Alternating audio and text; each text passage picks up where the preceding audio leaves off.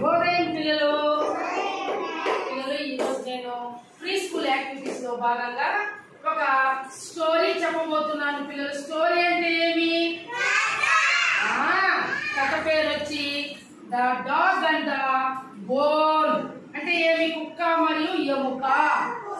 కుక్కలు చూసారా మీరు? ఎక్కడుంటాయి కుక్కలు? అడవిలో. మన ఊళ్ళో లేవా కుక్కలు? అలా మన ఊళ్ళో ఉండే కుక్కలు అడవిలో ఉంటాయి. ఎట్లా చెప్తున్నారు? మన వీధిలో చూడండి ఎన్ని కుక్కలు ఉన్నాయి. ఇంటి దగ్గర, గుళ్ళ దగ్గర, పక్కింటి దగ్గర, బాయిల దగ్గర కుక్కలు ఉంటాయి ఉండవా? ప్రతి ఊర్లోనే కుక్కలు ఉంటాయి. మన తర్వాత అడవి కుక్కలు వేరు, అది వేరు. అర్థమైందా?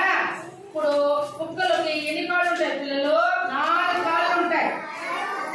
2 కళ్ళు ఉంటాయి. తర్వాత 2 చెవులు ఉంటాయి. ఒక ముక్కు ఉంటుంది. వెనకాల ఒక తోక ఉంటుంది. వెనకాల ఒక ఉంటుందా లేదా? అది ఏ విధంగా అరుస్తుంది? భౌ భౌ భౌ భౌ అని కుక్క అరుస్తుంది అనమాట. ఎముకను చూసారా పిల్లలు? ఎముకను చూసారా?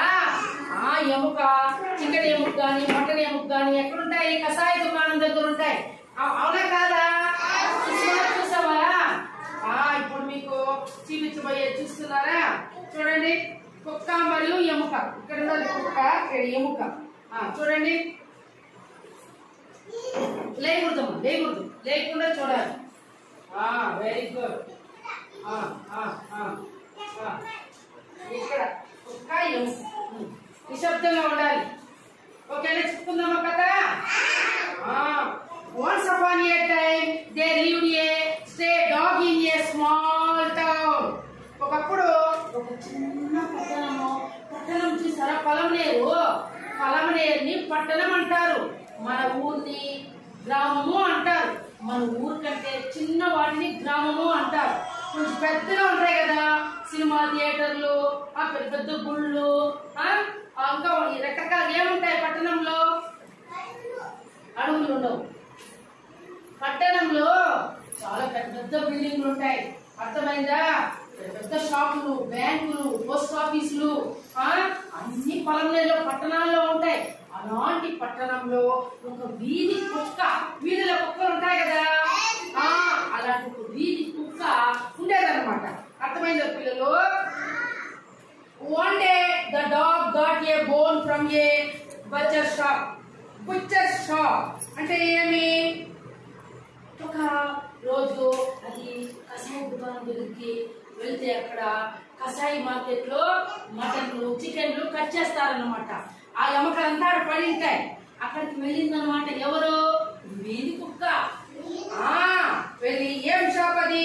Butcher shop. అంటే ఏమి? కషాయి దుకాణము.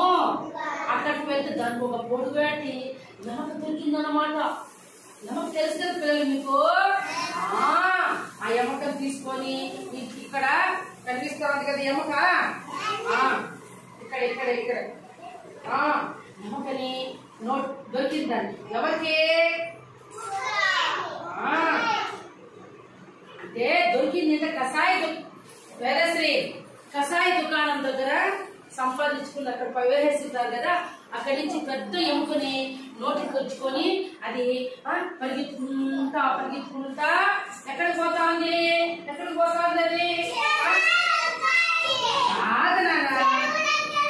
కాదు. The picking up and run to a nearby riverside to enjoy the bone all by himself. అంటే అది ఒక రివర్ అంటే ఏమన్నా? Very good. నది వైపు.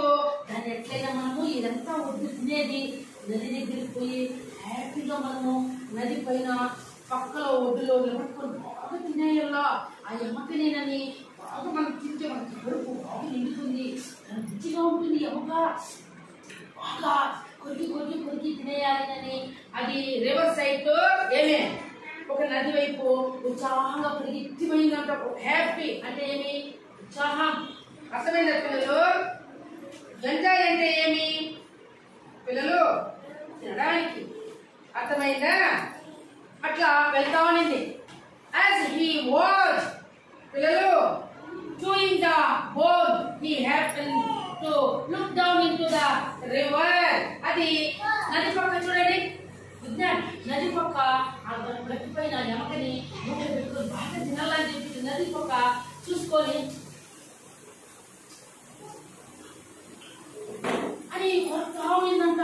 కొరతా ఉంటే అప్పుడు ఏమి the dog was quite surprised as he saw his own reflection in the river. పిల్లలు రిఫ్లెక్షన్ అంటే ప్రతిబింబం. అది ఎప్పుడైతే నీళ్ళ పక్క నిలబడుకొని నదిలో చూసుకుంటా విజ్ఞాన్ నది పక్క చూసుకొని తింటే దీని ప్రతిబింబం దీనిలాగే ఇంకో కుక్క ఏమో వచ్చినట్టుగా అనిపించింది అనమాట.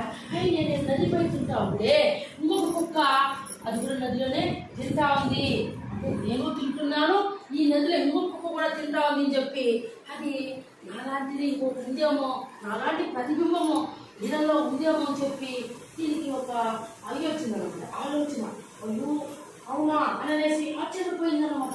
అదే నాలాగే ఉంది నీళ్ళలో, అదే అది నాలాగే ఉంది, నాలాగే చెవులు ఉన్నాయి, దానికి నాలాగే ముక్కు ఉంది, అదే నోరు కూడా ఉంది, నేనేమో తిన్నట్టు అది కూడా ఏమో తింటా ఉంది, అదే దాని వాళ్ళంతా కూడా వచ్చింది, అదే అదే నన్ను కూడా కళ్ళుతో చూస్తా ఉంది, అది నేను చూస్తానని అదే అట్లా ఇట్లా చూసుకుంటూ నాలాగే కుక్క అక్కడ ఎమక తింటా ఉంది అని చెప్పి చాలా ఆశ్చర్యానికి గురైపోయింది అనమాట. ఎవరు పిల్లలు he caught another dog with a bone in his mouth. Amen. ఇది ఒప్పుకుంది కాబట్టి ఎట్లయినా మనము మన దగ్గర ఎముకుంది కాబట్టి మనము నీళ్ళకి దింపుదామనుకో ఆ ఎముక కూడా ఎత్తుకొని తినేయచ్చు. అప్పుడు ఎన్ని అవుతాయి మనకి? 2 అవుతాయి. మన దగ్గర 1 ఉంది కదా, మనం నీళ్ళలో మనలాంటిది ఇంకోటి తెచ్చి ఎముక తింటా ఉంది కాబట్టి మనము తినేసుకుంటున్నా నీళ్ళ దుంపుదామనుకో ఆ ఎముక కూడా గబుక్కని పైకి లేక మనమే తినేయచ్చు. వల్లే మనకు రుచిగా ఉంటుంది ఎమక అని చెప్పి దీంట్లో ఇదే భ్రమపడింది అనమాట. ఎవరినానా the opened his mouth to bark at his own reflection, hoping to scare the other dog away. Nana, bark అంటే మొరగడం. bark అంటే వెంటనే ఇదేం చేసిందంటే వెంటనే ఏం చేసింది కుక్క ఇప్పుడు కానీ మనము నీళ్ళలో దుక్కేది కాదు, మనం గట్టిగా అరిస్తే అది భయపడిపోయి నీళ్ళలో ఉండే కుక్క మనం అరిసినాం అనుకో అది నీళ్ళలో ఉండి భయపడి వెళ్ళిపోతుంది. ఎముకలు వదిలేసి అప్పుడు తినేచ్చాను అనుకోని ఈ కుక్క మొరగడం అంటే ఏమి? బాక్ అంటే మొరగడం మొదలుపెట్టి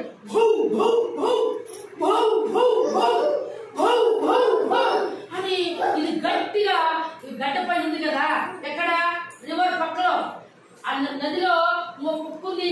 ఇది ఊహించుకొని ఆశ్చర్యపడిపోయి ఎట్లయినా ఎమకలు మొరగడం ప్రారంభించింది. That bone fell from his mouth into the river with a splash. The dog lost his piece of bone because of his greed and had to stay hungry. Amen. ఎప్పుడైతే మొరగడమో ప్రారంభించిందో పిల్లలు విజ్ఞాన్ దీని నోట్లో ఎమక లబుక్కని నీళ్ళకి పడిపోయిందంట. ఎట్లా చేసేది ఇది? ఎమక పోయి నీళ్ళకి పడిపోయింది. అక్కడ కుక్క ఉందా నీళ్ళల్లో? లేదు నాన్న, దీని భ్రమ అంటే దీనికి అత్యాశ ఎక్కువ కుక్కకి. అర్థమైందా? అలాంటిది ఇంకో ఉండాలి నీళ్ళల్లో. దీని నీళ్ళని చూసి ఇది భ్రమపడిపోయి ఆశ్చర్యపడి ఏమి ఎట్లయినా ఆ ఎమకని తినేయాలని చెప్పి అత్యాశకు పోయి ఇది మొరగడం ప్రారంభించింది. ఉండేది కూడా నానా చూడిట్లా గట్టుకో. ఎప్పుడైతే వచ్చిందో గట్టిగా నీళ్ళ లేక పడిపోయింది. అత్యాశపోయిందా లేదా?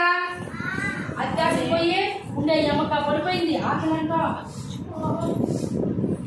ఎంతో వస్తూనే ఎట్లయిపోయింది, నీళ్ళలో పడిపోయింది ఎమక అని చెప్పి ఆకలికి అల్లాడుతా ఉందంట.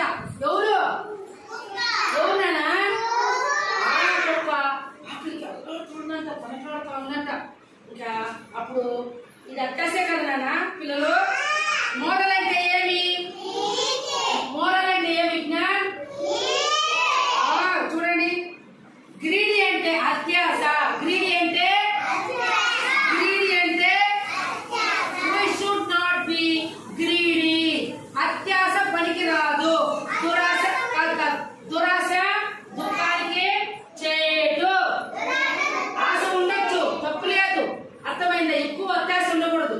ఎక్కువ అత్యాశ అయితే ఏమవుతుంది నాన్న? దుఃఖానికి చేటైపోతుంది. అవునా కాదా? దుఃఖానికి చేటైతుందా కాదు? ఇంట్లో కూడా మీ అమ్మలు ఏదైనా తెచ్చినప్పుడు, మీ అక్క చెల్లెలు అన్నదమ్ములు ఉన్నప్పుడు ఏదైనా వస్తువు ఇచ్చినప్పుడు కొట్లాడుకోకూడదు ఇద్దరు. అవునా కాదా? అవి కొట్లాడుకోకుండా ఇచ్చిందని తినాలి. అంతేగాని ఇద్దరు ఎవరికోరు నాకెక్కువ అని పట్టి పెరిగినప్పుడు కింద పడిపోయింది అనుకో, ఎవరు తినకుండా పడిపోతుంది కదా. అప్పుడు ఆశ కొంచెమే ఉండాలి, ఇచ్చినప్పుడు తీసుకో. అత్యాశ ఉండకూడదు, నాకు ఎక్కువ కావాలా అని మనం కొట్లాడుకోకూడదు. అర్థమైనప్పుడు కింద పడిపోతే అప్పుడు మనకు బాధ అనిపిస్తుందా లేదా? మనము తినకుండా జ్ఞానపాలు అయిపోయింది కదా. కాబట్టి ఎప్పుడైనా మీరు కూడా అంతే పిల్లలు, ఆశ ఉండాల్సిందే. దురాశ అనేది దుఃఖానికి చేటైతుంది. మనకు ఉండే దాంతో మనం సంతృప్తి పడాలి. అర్థమైందా? ఏమి లేని వాటి కోసం అంతా ఎక్కువ మనం అత్యాశ పెట్టుకోకూడదు. ఎక్కువ అత్యాశ పెట్టుకుంటే ఎప్పుడైనా దురాశ దుఃఖానికి చేటైతుంది.